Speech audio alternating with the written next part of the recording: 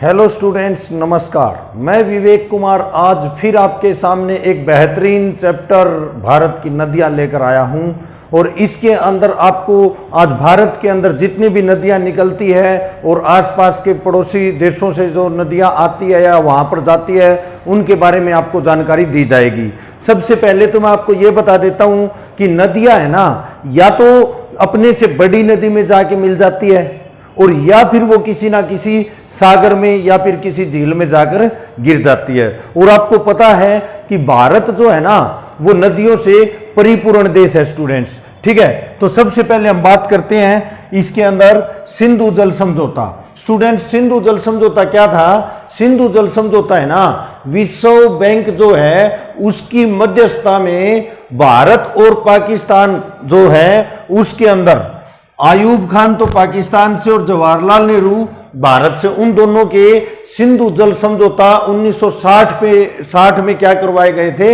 हस्ताक्षर करवाए गए थे। और ये हमारा 19 सितंबर 1960 के अंदर क्या हुआ था? ये सिंधु जल समझौता था। अब ये मैं आपको बता देता हूं सबसे पहले कि सिंधु जल समझौता है क्या। देखिए मैं बात करता हूं सिंधु, चिनाब और झेलम जो तीन नदियां है ना, ये देखिए यहां से 6 नदियां रहेंगी हमारी। सबसे पहले देखिए मैं बात करता हूं हिमालय से निकलकर जो हमारी जैसे मानसरोवर से सिंधु नदी आके हिमालय को क्रॉस करके, ठीक है, ये भारत में बहुत ही कम मतलब स्थान लेती है। इसके बाद ये किस में चली जाती है?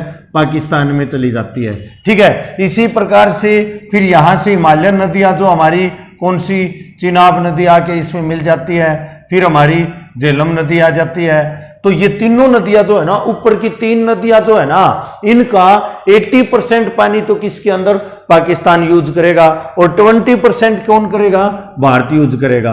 80 और 20, 80% पानी कौन? पाकिस्तान यूज करेगा, 20% पानी कौन? भारत यूज करेगा, ठीक है। और नीचे की जो 3 नदियां है ना, कौन सी? ब्यास, रावी और सतलुज। ब्यास, रावी और सतलुज, ये जो 3 नदियां, नीचे की 3 नदियां, इनका देखिए सीक्वेंस भी आपको याद होना चाहिए। हमारी सिंधु नदी, फिर हमारी चिनाब, फिर हमारी झेलम, यानी ऊपर की 3 नदियों का 80% पानी कौन प्रयोग में लेगा? पाकिस्तान, और 20% भारत। और फिर इसके बाद मैं बात करता हूं कि ब्यास,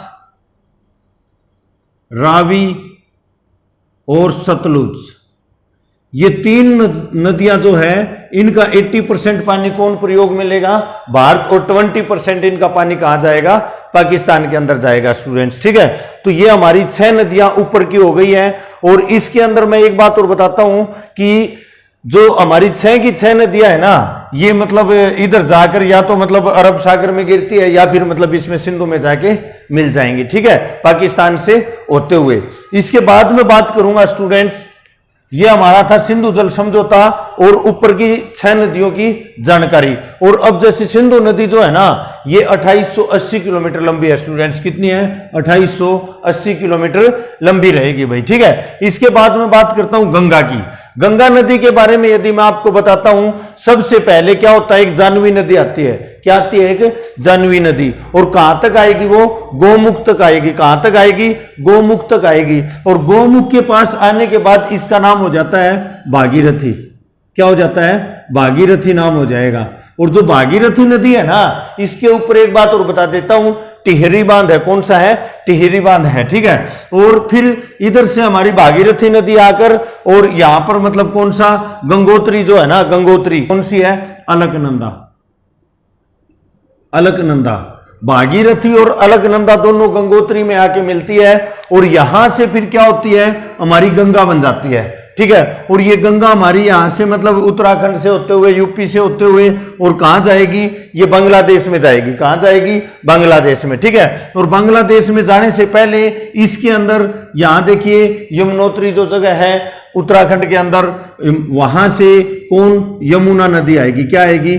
यमुना नदी। कौन सी आएगी? यमुना नदी आएगी। और यमुना नदी है ना, गंगा की सबसे बड़ी सहायक नदी है, ठीक है ना। गंगा नदी क्या है? यमुना की सबसे बड़ी सहायक नदी है। और ये कहां पर, यूपी में प्रयागराज, जिसको हम क्या बोलते हैं, इलाहाबाद, वहां पर आकर क्या हो जाती है, गंगा के अंदर मिल जाती है। ठीक है, अब मैं बात करूंगा सबसे पहले, जैसे यमुना नदी जो बंदरपूछ है ना, बंदरपूछ जगह है कहां पे, यमुनोत्री में, वहां से निकलती है। और इसके अंदर यहां पर है ना, इसकी कौन सी, एक तो ये है चंबल नदी, फिर रहेगी बेतवा, और फिर रहेगी केन नदी। तो ये तीनों नदियां क्या होती हैं, सहायक नदी है किसकी, यमुना नदी की सहायक नदियां रहेंगी। ठीक है, और इसके बाद जो यमुना है वो किसके अंदर मिल जाएगी, गंगा के अंदर आके मिल जाती, कहां पर, प्रयागराज या इलाहाबाद भी कह सकते हैं। ठीक है, और इसके बाद फिर देखिए यहां से ये इसकी सहायक नदी हो गई गंगा की। फिर हमारी यहां पर गंगा की सहायक नदियां कौन कौन सी आएंगी, सबसे पहले मैं बात करूंगा, यमुना हमारी इसमें आके मिल गई है। फिर यहां पर गंडक नदी है। ठीक है, गंडक के बाद कोसी नदी आएगी, कोसी, और कोसी के बाद आएगी बागमती नदी, और बागमती के बाद कौन सी नदी आएगी, सोन नदी। तो ये चार नदियां कौन कौन सी, देखिए गंडक नदी, कोसी नदी, बागमती नदी और सोन नदी, ये चार सहायक नदियां किसकी है, गंगा की नदी है भाई, मतलब गंगा के अंदर आके मिलती हैं ये चारों। ठीक है ना, तो कोसी को तो आपने सुना भी होगा, बिहार का शोक भी बोलते हैं कोसी को। ठीक है, क्या बोलते हैं, बिहार का शोक भी बोलते हैं। और फिर जैसे ये आगे बढ़ती है तो यहां पे छत्तीसगढ़ है, क्या हमारा छत्तीसगढ़, और छत्तीसगढ़ की अमरकंटक की पहाड़ियां, कौन सी, अमरकंटक की पहाड़ियां, अमरकंटक की पहाड़ियां, यहां से सबसे मेन क्वेश्चन बन गया, तीन नदियां तीन दिशाओं में जाती है भाई। तो इधर ये हमारी कौन सी, सोन नदी है, कौन सी है, सोन नदी। सोन नदी किस में जाके मिल जाती है, गंगा के अंदर जाके मिल जाती है। ठीक है, और गंगा जैसे ही बांग्लादेश में एंट्री करती है तो बांग्लादेश में इसका नाम स्टूडेंट्स क्या पड़ेगा, पद्मा पड़ जाएगा, क्या पड़ जाएगा, पद्मा पड़ जाएगा। ठीक है, और उधर से हमारी कौन सी आएगी, उधर से हमारी एक तिब्बत से होते हुए और ब्रह्मपुत्र नदी आएगी, क्या आएगी, ब्रह्मपुत्र नदी, ब्रह्मपुत्र नदी आएगी, कौन सी आएगी, ब्रह्मपुत्र नदी आएगी। और जो ब्रह्मपुत्र नदी है ना, उसको तिब्बत में किस नाम से जानते हैं स्टूडेंट्स, सापों के नाम से जानते हैं, सापों के नाम से जानते हैं। तिब्बत के अंदर ब्रह्मपुत्र का क्या नाम है, सापो नदी है। ठीक है, और ये जो अपनी कौन सी नदी, ब्रह्मपुत्र नदी है ना, ये 2900 किलोमीटर का सफर तय करती है। ठीक है, कितना, 2900 किलोमीटर का, लेकिन भारत के अंदर केवल है ना 915 किलोमीटर ही आती है, कितनी, 915 किलोमीटर। ठीक है, और ये नदी जैसे जैसे आएगी ना तो असम के अंदर आके इतनी चौड़ी हो जाती है, इसके ऊपर माजुली द्वीप, जो कि सबसे बड़ा द्वीप है, माजुली द्वीप बनता है असम के अंदर, किसके ऊपर, ब्रह्मपुत्र नदी के, ये ब्रह्मपुत्र नदी है ना इसके अंदर। ठीक है, तो ये सबसे चौड़ी नदी भी हो जाएगी। और ये जैसे बांग्लादेश में एंट्री करेगी ना तो इसका नाम क्या हो जाता है बच्चों, जमुना हो जाएगा, क्या हो जाएगा, जमुना। अब देखिए इधर से गंगा का नाम पद्मा हो गया है, और हमारी जो ब्रह्मपुत्र है उसका नाम क्या हो गया है, इसका जमुना हो गया है, और इसका पद्मा हो गया गंगा का। अब पद्मा और जमुना दोनों मिलती है कहां पर, ये मतलब यहां पे भारत और बांग्लादेश के बीच में यहां मिलती है, और इसका नया नाम क्या हो जाता है स्टूडेंट्स, मेघना हो जाता है, और ये हमारी बंगाल की खाड़ी में गिर जाती है। और एक यहां पर सुंदरवन डेल्टा बनेगा जो भारत और बांग्लादेश दोनों के अंदर फैला हुआ है। ठीक है, विश्व का सबसे बड़ा मतलब डेल्टा कौन सा रहेगा, सुंदरवन डेल्टा। डेल्टा क्या होता है, नदियों के द्वारा जो मिट्टी लाई जाती है ना वो क्या हो जाती है, इकट्ठी हो जाती है। ठीक है, और इकट्ठी होने के बाद जो भी मतलब निर्माण होता है ना उस जगह का, उसको हम सुंदरवन डेल्टा बोलते हैं, जो कि 10,200 किलोमीटर स्क्वायर एरिया मतलब इसका सुंदरवन डेल्टा का रहेगा। ठीक है, दूसरी बात, इसका सुंदरवन डेल्टा क्यों नाम है, क्योंकि यहां पे सुंदरी नाम के पौधे सबसे ज्यादा पाए जाते हैं स्टूडेंट्स। ठीक है, हमने बात की है अभी किसकी, ब्रह्मपुत्र नदी की बात कर ली है, जिसका तिब्बत में नाम सापो बताया मैंने, और भारत में 915 किलोमीटर ब्रह्मपुत्र के नाम से, और आगे बांग्लादेश में जाके जमुना बन जाती है। फिर मैंने गंगा के बारे में बता दिया, गंगा क्या थी, सबसे पहले ये हमारी जानवी नदी नाम से आती है, और ये हमारी गौमुख पे आके और भगीरथी बन जाती है, और एक तरफ से अलकनंदा नदी आती है, और ये दोनों आके मिलती है और मिलने के बाद गंगोत्री के अंदर मिलती है। गंगोत्री से यहां से गंगा निकलनी स्टार्ट हो जाती है और उसके अंदर फिर क्या है, हमारी एक तरफ से यमुना नदी आती है।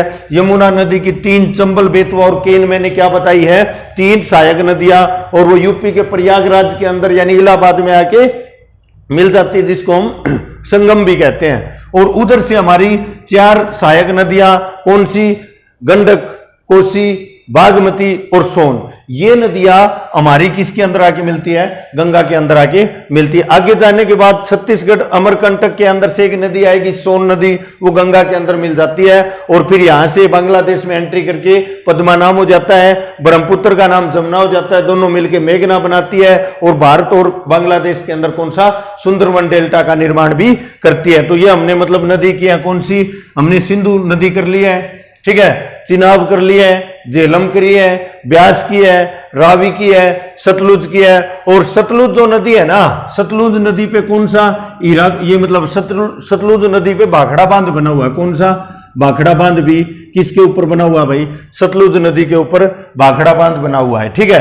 तो अब मैं आपको बात करता हूं, हमने जल समझौते की बात कर ली है, 6 नदियां ऊपर की कर ली है। इसके बाद हमने गंगा की है, गंगा की लंबाई 2525 किलोमीटर रहेगी भाई, क्या रहेगी, 2525 किलोमीटर रहेगी, ठीक है। फिर यमुना नदी हमने कर ली है। इसके बाद अब हम बात करते हैं महानदी की, किसकी, महानदी की, ठीक है। तो महानदी जो है ना, महानदी के ऊपर कौन सा, हीराकुंड बांध बना हुआ बच्चों। अमरकंटक की जो पहाड़ियां है ना छत्तीसगढ़ में, वहां से निकल के और ये हमारी किस में, बंगाल की खाड़ी में गिरती है। कौन सी नदी बच्चों, महानदी।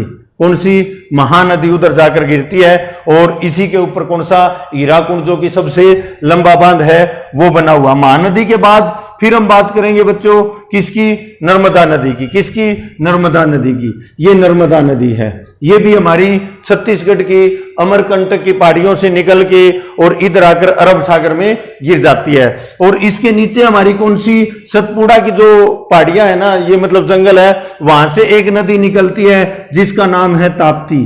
क्या नाम है स्टूडेंट्स, ताप्ती नदी रहेगा। कौन सा रहेगा, ताप्ती। और ये दोनों ही नदियां क्या करती है, ये हमारी सतपुड़ा की जो पहाड़ियां होती है ना, उनके अंदर से, यानी इस प्रकार से 2 पहाड़ियों के अंदर से निकलती हैं। और जब 2 पहाड़ियों के बीच से निकलती है ना, तो इसको हम क्या बोलते हैं, रिफ्ट घाटी बोलते हैं। क्या बोलते हैं स्टूडेंट्स, रिफ्ट घाटी बोलते हैं। दोनों ही क्या बनाती है, दोनों ही कहां से निकलती है, रिफ्ट घाटी से निकलती है। और ये 2 नदियां ऐसी हैं जो क्या नहीं करती, किसी भी डेल्टा का निर्माण नहीं करती हैं। बाकी जितनी भी नदियां है ना, सभी क्या करेंगी, किसी ना किसी डेल्टा का निर्माण करेंगी। फिर मैं बात करता हूं अरावली के पर्वत। अरावली के पर्वत, राजस्थान के अंदर से एक नदी निकलती है, लूनी। कौन सी नदी निकलती है, लूनी। और ये क्या है, ये एकमात्र ऐसी नदी है जो किसी झील में भी नहीं जाती, गिरती है, और न ही किसी मतलब सागर के अंदर जाके गिरती है। ये क्या, जो गुजरात का कच्छ है ना, कच्छ का रण, वहां पर जाके क्या हो जाती है, ये लूनी नदी हमारी क्या हो जाती है, लुप्त हो जाती है। लूनी नदी अरावली पर्वतों से निकल के और कच्छ के रण में जाके क्या हो जाती है, ये लुप्त हो जाती है बच्चों, ठीक है। इसके बाद हमने नर्मदा कर ली है, ताप्ती नदी कर ली है, ठीक है। ताप्ती के बाद फिर हम बात करेंगे गोदावरी नदी। किसकी, गोदावरी नदी की। गोदावरी नदी जो है ना, महाराष्ट्र के नासिक से निकल के जाती है बच्चों, महाराष्ट्र के नासिक से निकल के जाती है और दक्षिण भारत की सबसे बड़ी नदी है। दक्षिण भारत की सबसे बड़ी नदी है। इसको हम क्या बोलते हैं, दक्षिण की गंगा भी बोलते हैं, इसको हम वरिद गंगा भी बोलते हैं। क्या बोलते हैं, इसको हम वरिद गंगा भी बोलते हैं। और ये आगे जाके कहां गिरती है बच्चों, ये हमारी इसके अंदर जो बंगाल की खाड़ी है उसमें गिर जाएगी, ठीक है। ये हमने कौन सी की, गोदावरी। इसके बाद कृष्णा नदी जो है, कृष्णा नदी ये हमारी ये कहां से निकलती है, ये हमारी महामलेश्वरम से निकलती है। कहां से निकलती है, महामलेश्वरम से निकलती है।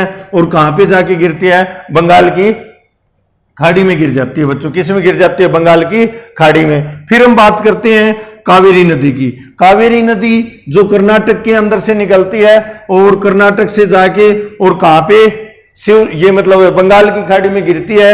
और ये कौन सा जलप्रपात बनाती है, जलप्रपात होता है झरना, ठीक है।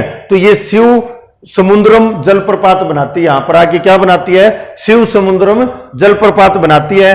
और देखिए मैं एक बात और बता देता हूं, कर्नाटक और तमिलनाडु के अंदर, ये पीछे आपने सुना भी होगा, कि इनके बीच में क्या है, मतलब ये चला हुआ है, कौन सा, कावेरी जल विवाद चला हुआ था। किसके अंदर, कावेरी जल विवाद किसके अंदर चला हुआ है, ये हमारा कर्नाटक और तमिलनाडु के। जैसे कि SYL है, SYL क्या है, सतलुज, यमुना और एल लिंक नहर, ठीक है, जो कि इसके अंदर भारत में कौन सा, पंजाब और हरियाणा के बीच में विवाद चला हुआ है ना, जिस प्रकार से, उसी प्रकार से कर्नाटक और तमिलनाडु के अंदर भी किसका, कावेरी जल विवाद चला हुआ है।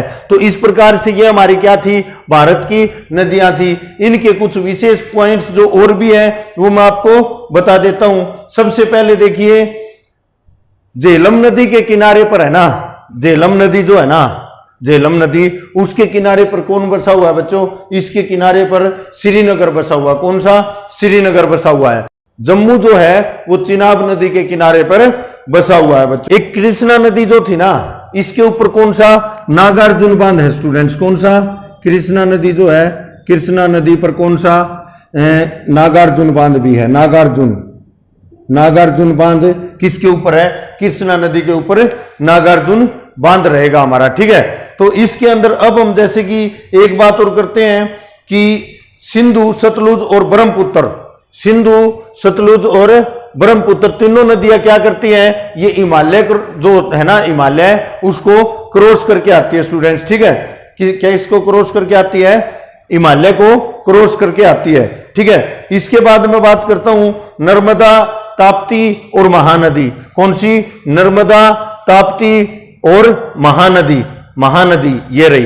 तो ये तीनों नदियां कौन सी है, प्रायद्वीपीय नदी रहेंगी। कौन सी, प्रायद्वीपीय। क्यों, क्योंकि ये हमारी देखिए यहां से डायरेक्ट रूप से इधर आके गिरते हैं, इनको हम कौन सी बोलेंगे, प्रायद्वीपीय नदी कहते हैं। तो इस प्रकार से स्टूडेंट्स ये हमारा नदियों से संबंधित कुछ जैसे मैंने जानकारी दी आपको। किसी प्रकार की कोई प्रॉब्लम रहेगी तो आप कमेंट बॉक्स में डाल दें और उसकी मतलब जो भी सॉल्यूशन है वो लें, ठीक है। तो इसको एक बार आप किसी ना किसी बुक से जरूर पढ़ें और इससे आपको बहुत सी हेल्प मिलेगी। किसी ना किसी पेपर के अंदर, इस हर पेपर के अंदर इसके अंदर से एक या दो क्वेश्चन जरूर से जरूर बनता है स्टूडेंट्स, ठीक है।